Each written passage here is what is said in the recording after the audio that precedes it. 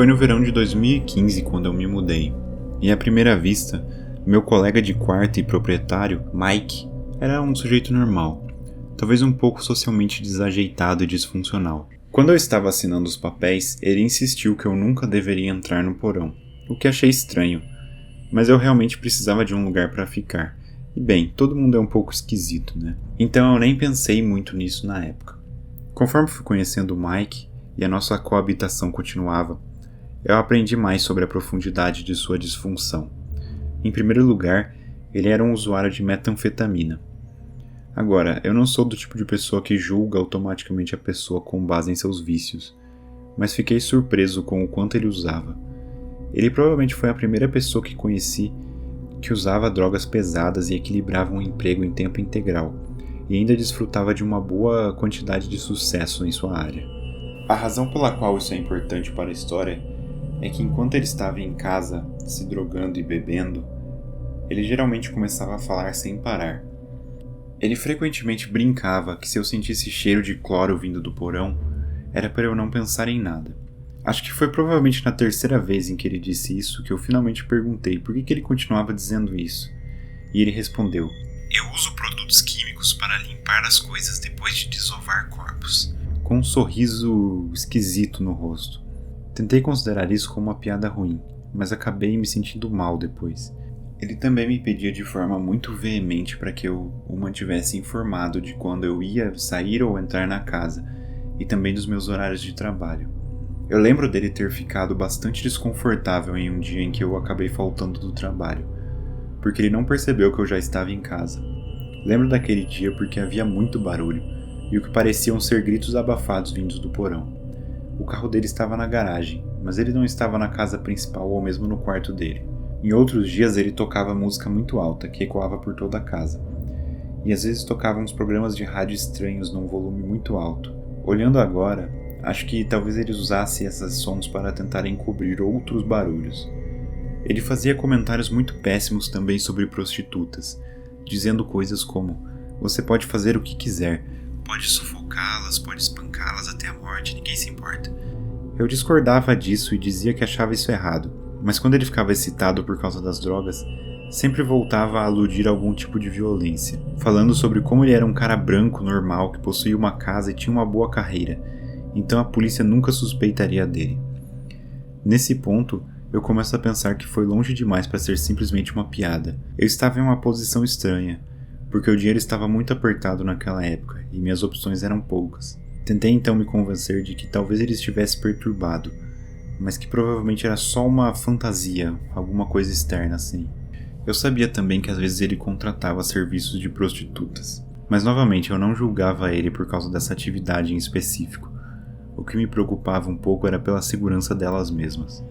Então, em certo momento, quando eu estava lavando roupa, senti cheiro de alguma coisa em decomposição. A casa em que estávamos ficava no sudoeste de Portland e era relativamente nova. Tendo crescido no norte do estado de Nova York, eu sabia que animais poderiam ficar presos nas paredes e morrer. Mas isso era na garagem e não havia animais correndo pelas paredes. Isso era estranho para mim. Pensei cuidadosamente no que faria e decidi confrontar ele mais tarde sobre o cheiro.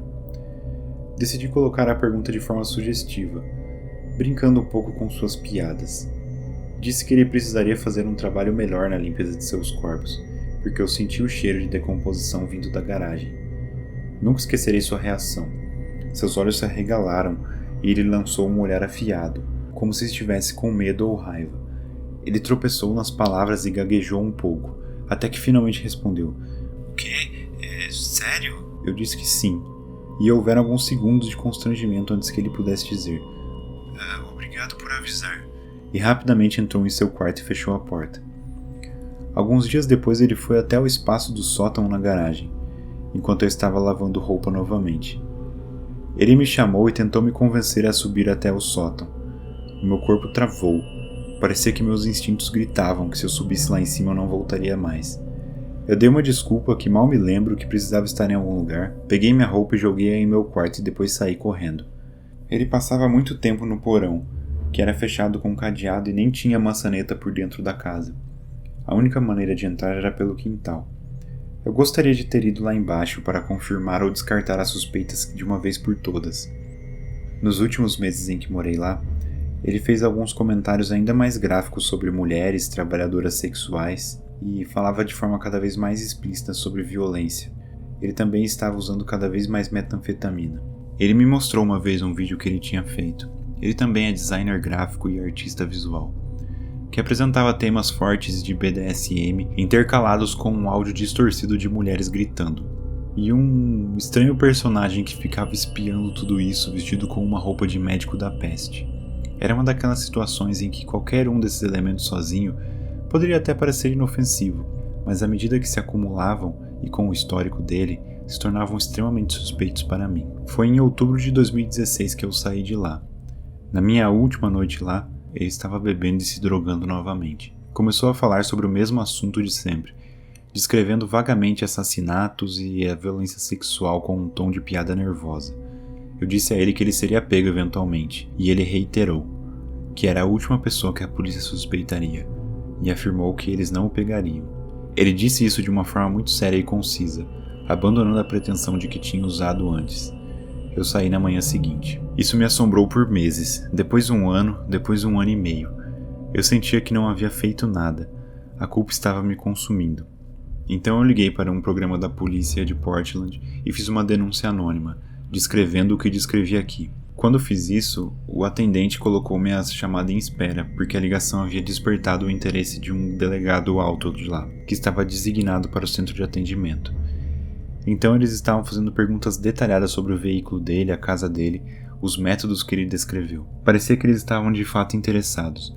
Eu dei a eles o máximo de informações que consegui lembrar, e depois deixei por isso mesmo, sentindo-me apenas um pouquinho melhor por tentado ter feito alguma coisa. Algum tempo atrás eu contei tudo isso para minha mãe, e ela ficou interessada, perguntando em qual casa isso tinha acontecido. Nós procuramos no Google Maps, e eu notei que havia um grande trailer fechado na garagem, que não estava lá quando eu ainda morava lá.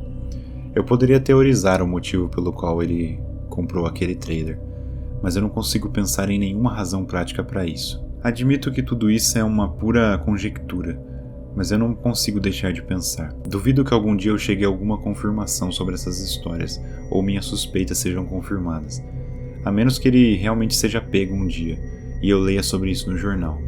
Eu cresci pobre em uma região barra pesada, e estive perto de algumas pessoas muito duvidosas e desagradáveis, mas nenhuma delas me causou a impressão que Mike me causa até hoje. Tirem suas próprias conclusões. Eu só espero nunca mais encontrar esse cara na minha vida.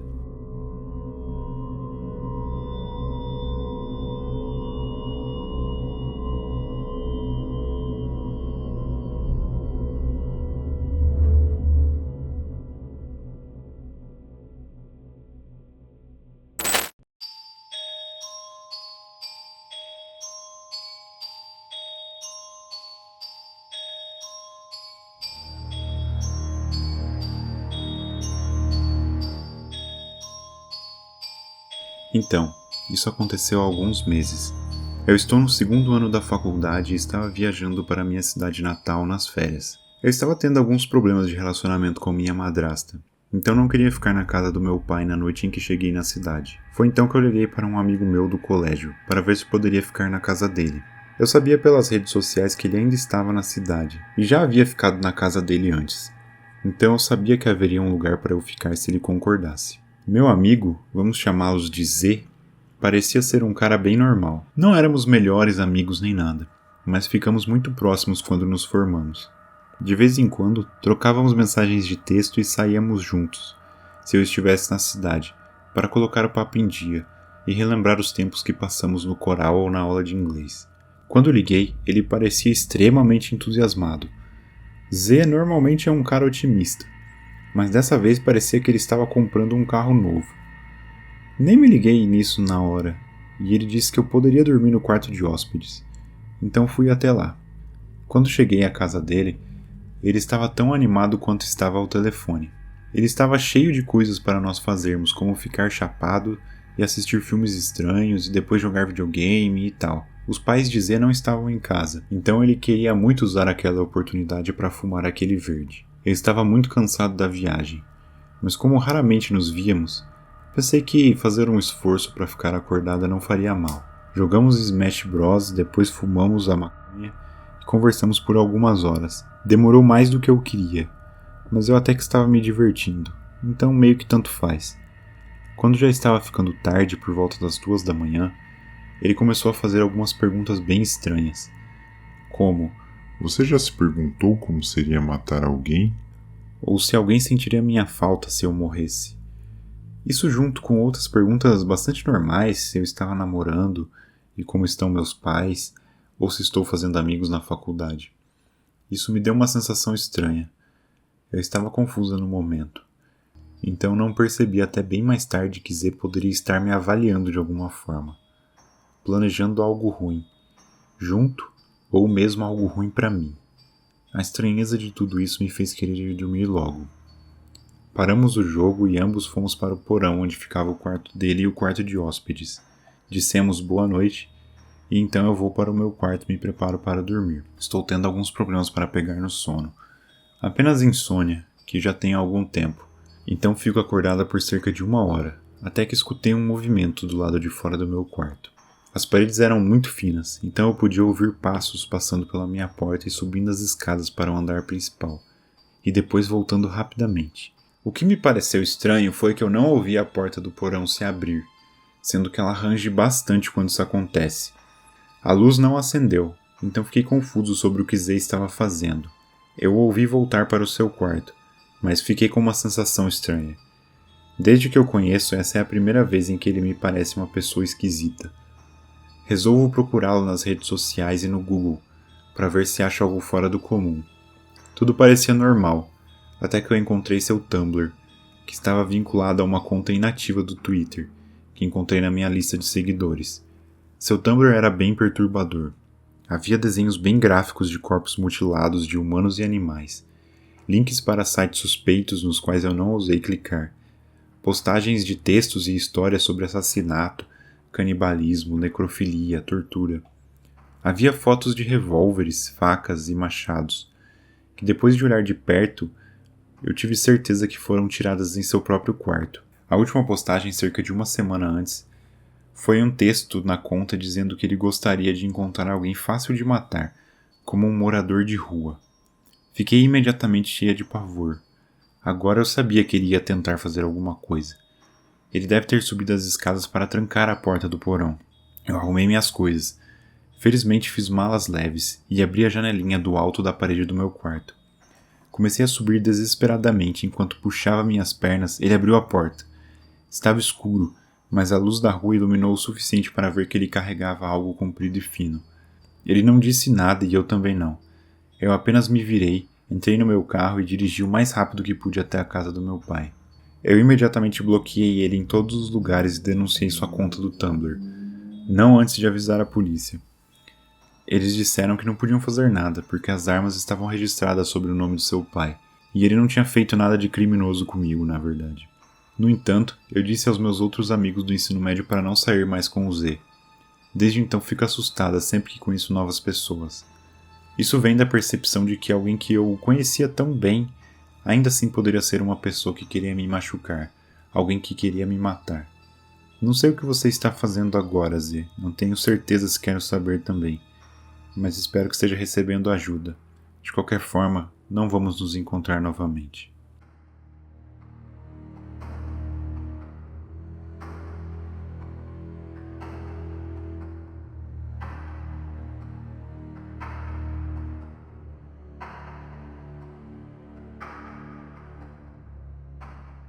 Uma vez eu fui ao bar com um dos meus amigos.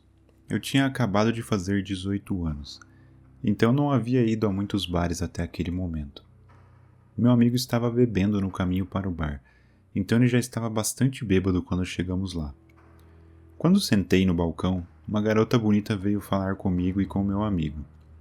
Ela disse que seu nome era Candice, e eu percebi que ela tinha cabelos vermelhos muito brilhantes. Eu pensei que ela tinha tingido eles. Era bonito, mas não natural. De qualquer forma, essa garota estava flertando comigo e meu amigo. Ela conseguia ver que meu amigo já estava muito bêbado. Para ser honesto, eu fingi estar bêbado também, já que parecia estar funcionando para meu amigo. Eu não sabia se ela estava apenas tentando conseguir bebidas de graça, então disse a ela que não tínhamos muito dinheiro. Ela continuou comprando bebidas para nós, e eu comecei a ficar confuso sobre quem ela gostava entre mim e meu amigo. Uma hora meu amigo foi ao banheiro, mas antes de voltar, ele foi expulso pelos seguranças. Ele realmente estava muito bêbado. Eu e ela saímos com ele. Ela continuou dizendo para ele ir para casa com ela. Ele estava tão fora de si que mal conseguia respondê-la. Eu disse a ela que ele estava bêbado demais e que não podia deixá-lo ir a lugar nenhum. Eu não queria que ele acordasse de ressaca em alguma casa aleatória, sem carro e sem qualquer ideia do que aconteceu. Ela continuou pressionando, dizendo que cuidaria dele, mas disse a ela que não, porque eu tinha que ficar com ele. Eu estava mais sóbrio do que ele e era minha responsabilidade. Disse a ela que a única maneira dele ir a qualquer lugar era se eu o acompanhasse. Eu achei que ela ia pensar que eu estava com ciúmes, ou que estava atrapalhando meu amigo. Mas ele realmente mal conseguia ficar em pé e já havia perdido o interesse na menina naquele ponto. Ela imediatamente começou a flertar comigo e ofereceu para pagar um táxi que o levaria para casa, e disse que poderíamos ir para a casa dela sozinhos então. A essa altura eu já havia tomado algumas bebidas e estava ligeiramente bêbado, então concordei. Levamos meu amigo para o táxi e fomos até o carro dela. Tropecei um pouco no caminho para o carro. Nossa, você está bem bêbado, não é? Ela disse, sorrindo enquanto segurava meu braço. Sim, eu disse. Eu não sei porquê, mas me senti um pouco tímido e ansioso. Tudo estava acontecendo de forma muito fácil para mim, então isso me deixava desconfortável. Entramos no carro dela e dirigimos pela rua. Quer parar na loja de bebidas e comprar mais para beber? Eu vou pagar, então não se preocupe em pagar. Ela ofereceu. Eu não queria beber mais do que já tinha bebido. Eu já estava meio bêbado e queria ser capaz de me manter durante o resto da noite. Às vezes eu faço papel de bobo quando estou bêbado, então eu não queria arruinar nada com aquela menina. Além do que eu já tinha feito ao dizer a ela que meu amigo estava bêbado demais. Eu disse a ela que já estava alto o suficiente, mas ela ficou insistindo. Eu não queria parecer chato, então pedi para ela trazer um pouco de licor e suco de maçã para acompanhar. Ela entrou na loja e saiu com muito mais do que apenas isso. Eu supus que ela também queria beber mais, e por isso pegou uma garrafa maior. Durante o passeio de carro, passamos a garrafa de um para o outro, mas ela tomava pequenos goles. Eu tentei tomar pequenos goles no começo, mas ela continuava me passando a garrafa e me dizendo para beber mais. Eu de alguma forma consegui beber todo o meu suco de maçã, e depois fingia beber da garrafa e cuspia o licor na garrafa de suco de maçã. Eu joguei a garrafa de suco pela janela antes que ela percebesse. Eu não queria que ela soubesse que eu estava agindo mais bêbado do que de fato estava. Ela realmente acreditou que eu estava muito louco, quando na verdade estava apenas alto. Eu chamei ela pelo nome errado algumas vezes durante a viagem de carro para ver a reação dela, e ela não reagiu de forma alguma. Ela simplesmente deixou que eu a chamasse de Carla, sem me corrigir. Por algum motivo isso me deu a impressão de que ela tinha mentido para mim sobre o nome verdadeiro dela desde o início. Chegamos à casa dela e fingi tropeçar e cambalear até a porta da frente. Ela me ajudou a andar, me segurando pelo braço. Ela abriu a porta da frente, que estava destrancada, e entramos em sua casa. Ela fechou a porta da frente e a trancou. Eu achei estranho, mas supus que ela não queria que ninguém entrasse enquanto estávamos lá. Eu disse para ela que precisava usar o banheiro. Entrei em seu banheiro e tranquei a porta e fiquei me olhando no espelho. Eu me senti estranho, como se algo estivesse errado. Eu senti que estava ficando mais bêbado por ter bebido um pouco da garrafa de antes. Eu liguei a pia para fazer barulho e vomitei o licor que bebi. Puxei a descarga do vaso sanitário e depois fui até a pia para beber água da torneira para tentar me recuperar um pouco. Eu só não queria estar bêbado, mas ainda queria ficar com a menina. Então precisava fingir que estava bêbado. Eu desliguei a torneira e pude ouvi-la falando com alguém. Ele está bêbado pra caramba, mal consegue ficar em pé. Você faz isso. Com quem ela estava falando? E fazer o quê? Eu saí do banheiro e fui para a sala de estar. No momento em que eu entrei na sala de estar, eu a vi entrando em outro quarto. Tudo que eu pude ver foi a parte de trás da cabeça dela. Aquele cabelo muito vermelho e brilhante indo para o outro quarto. Eu não vi o rosto dela nem nada. Só vi ela meio que andando rápido para o quarto. A sala de estar estava bastante escura. Ei, aonde você vai? Eu falei meio bêbado. Ela voltou para a sala de estar escura e se aproximou de mim. Vamos para o meu quarto, disse ela. Eu olhei para o cabelo vermelho brilhante dela e depois nos olhos dela. Eles eram diferentes. O rosto dela todo era diferente. Era outra garota com o mesmo cabelo. Foi quando eu percebi. Era outra garota com a mesma peruca. Foi uma peruca o tempo todo. Ela havia trocado com a garota de antes por qualquer motivo. Meu coração parecia que tinha parado, mas tentei parecer como se não soubesse que era uma garota diferente. Sorri para ela e disse que precisava usar o banheiro mais uma vez e pedi desculpa por estar tão bêbado. Ela disse: está tudo bem, apenas se apresse lá dentro. Eu entrei no banheiro e tranquei a porta. Eu ouvi ela sussurrando algo para alguém novamente. Dessa vez acho que ouvi uma voz masculina sussurrando de volta. Sinceramente não me concentrei em ouvir exatamente o que ela disse. Algo suspeito estava acontecendo e eu precisava sair daquela casa. Abri a janela do banheiro e pulei imediatamente para fora, e depois corri o mais rápido que já havia corrido na minha vida. Não olhei para trás nem nada, apenas corri pelo quintal, pulei a cerca, corri pelo quintal de uma outra pessoa qualquer, cheguei a uma rua e corri em direção à rua principal. Continuei correndo pela rua principal até ver uma loja de conveniência 24 horas. Eu entrei na loja e fiquei bem em frente às câmeras de segurança. De lá, eu liguei para um táxi e fui para casa. Tento pensar no que aconteceu naquela noite. O que ela ou eles estavam planejando naquele dia. Por que ela me deu um nome falso? Por que ela estava tentando nos deixar tão bêbados? Pensei que talvez fosse um roubo, mas ela continuou gastando dinheiro com a gente. Ela continuou nos comprando bebidas e até pagou o táxi do meu amigo.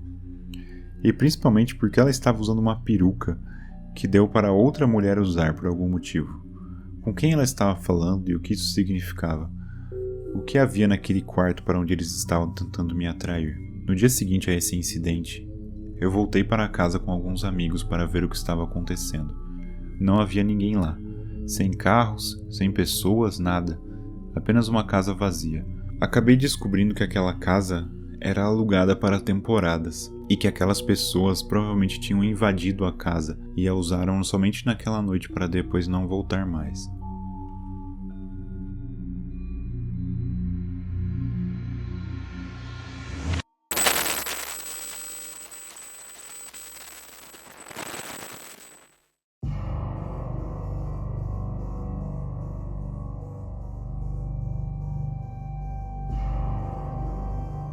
Eu estudo em uma grande cidade, que é uma das cidades menos seguras dos Estados Unidos.